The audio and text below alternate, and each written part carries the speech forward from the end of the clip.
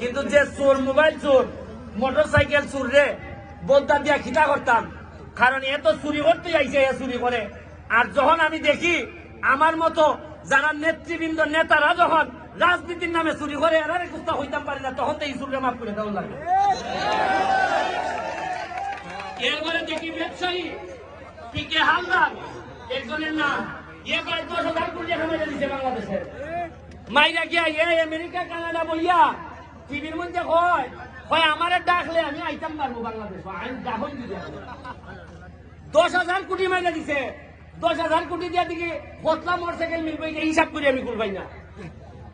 আমরা বাংলাদেশও shirt pant tie পরা লোক, শিক্ষিত মানুষরা যে পরিমাণ চুরি আমার মতো ভদ্র লোকরা করছে, এই পরিমাণ চুরি যদি 50% আমরা কমাইতে পারতাম, আমরা যারা মোটরসাইকেল আর মোবাইল চুরি করে এরারে দাওয়াত দিয়ে না চুরি করাইও আমরা অত হতিল না। এটা কই দেখ আমার শত্রু বেশি রে ভাই। আমি আজকে আইবার সময় দেখলাম যে পরিমাণ গাড়ি দিয়ে চলাচল করি, ওই রশিদপুরের মতো কোন দিন আমিও যাইবি গিয়া। আমি এইটা হিসাব চাইবি দিছি, যেদিন আমি একজন পুলিশের ওসির 8 বছরের সাজা করাইছি, যেদিন আমি বালিশের মামলা করছি, এদিনই আমায় বুঝছি যে আমার কপালও কিছু দুঃখ আছে। এটা আমি এখন আর পড়ুয়া করি না। আমি যারা এই করিমপুরবাসী যারা আসল, যারা ইয়াং আসল, তারা একটা কথা আমি কইয়া যাইতাম চাই আপনারা, ওনাই আমিও যখন শুরু করছিলাম আমার জীবন, ঠিক আপনারা যেভাবে দাঁড়াই আসল, এইভাবে আমি আমার এলাকার মধ্যে দাঁড়াই থাকতাম।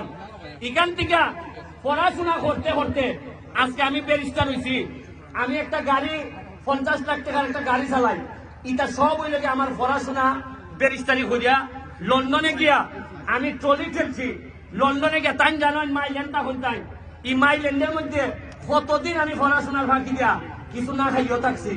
এখানের মধ্যে লন্ডনে গিয়া মানুষের ঘরে ঘরে আমি চাইনিজ টেকওয়ের মধ্যে ডেলিভারি দিছি, তাই জানেন সব। ইটা কইরা কইরা আমি যখন ব্যারিস্টার ওইটান গেছি, আমি ফোন দিয়া উনছি, আমার বাংলাদেশ থেকে জানাইছেন যে আমার বাপ মারা গেছেন।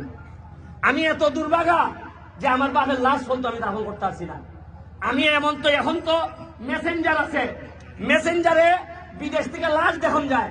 আমি এমন দুর্ভাগা গুলা যে আমি গেছিলাম 2 বছর আগে লন্ডন, এরপরে 1 বছর থাকছি। 3 বছর আগে রে বাপরে দীক্ষা গেছিলাম, লাশের ছবিটা পর্যন্ত আমি দেখতাম পারছি না। এরপর থেকে আমি কোনো জানাজা বাদ দিই না। এরপরে আমার মনে হয়েছে বাপরে যেহেতু পাইছি না, তখন মনে হয়েছে জীবনে আর ভাইবার খুঁজতা নাই। আমার বাপেও এত সম্পদ বানাইয়া ফুলা বান্ধে দীক্ষা দিতে পারছি না, আর আমি এত কিছু করিয়া বাপরে দেখতাম পারছি না। মনে রাখই জীবনে ভাবার খুঁজতা নাই। জীবনে যদি এটা বুঝা নাই যে জন্মের পরে মৃত্যু হইবই, আর মৃত্যুরে গর্ববোধ করার মতো মৃত্যু হইব। আর মনে রাখই জন্মের পরে যে জন্মস্থান পাইছই, মৃত্যুর আগে এর চেয়ে বালা জন্মস্থান রাখা যাওয়া হইল আমরা দায়িত্ব। আমি বক্তব্য রাখতাম না। আমি এখানে যারা অতিথিরা আইসেন অত্যন্ত সম্মানিত মানুষ, তারা যে এত ধৈর্য ধরিয়া খেলা দেখছই, তারা মাঠও মানে জানেননি। তারা মাঠও মানে গিয়া ফুটবলের ভবিষ্যৎ বালা। তারা চাইলে ফুটবল তারে সুনামগঞ্জের ফুটবল রে বহুদূর লই যেতে পারবা।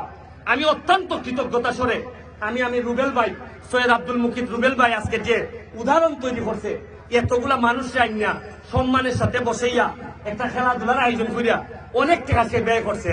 মনে রাখবেন টাকা বহু লোকের আছে, কিন্তু কলিজা লাগে।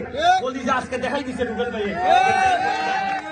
আমি আপনারা যারা এখানে ভলান্টিয়ার আছেন, এত সুন্দর ভাবে আপনারা এটা পরিচালনা করছেন, আমি অত্যন্ত ধন্যবাদ জানাই। আর আপনাদের যে একটা ক্লাব, আর একটা জিনিস কই, ফেসবুক লাইভ এখন বড় একটা সম্পদ। এটারে ব্যবহার করেন, এটারে খারাপ ভাবে ব্যবহার করেন না। যেখানেই কোনো দুর্নীতি দেখবা, যেখানেই কোনো অন্যায় দেখবা, যেখানেই কোনো সাহায্যের দরকার হইব, ফেসবুকটারে ব্যবহার করুন। 2 নম্বরই খামে না। দেখবেন না এই ফেসবুকের কারণে এখন বহু বহু বড় বড় দুর্নীতিবাজরা, অপরাধীরা এখন আর অপরাধ করিয়া পার পায় না, একমাত্র ফেসবুকের কারণে। আমি আবারও